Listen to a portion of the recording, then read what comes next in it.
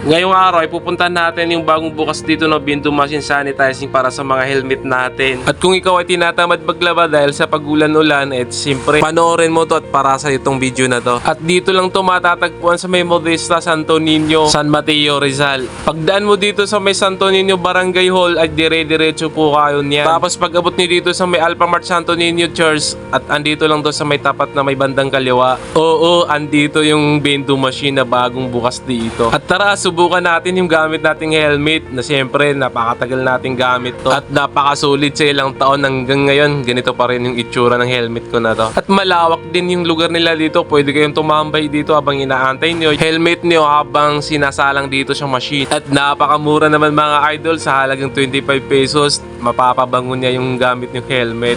Pagkatapos natin nilagay yung helmet natin at isara, sabay hulugan natin ng 25 pesos. O diba ang galing? So ayan, nakikita niyo yan. Tapos processing na yan mga idol.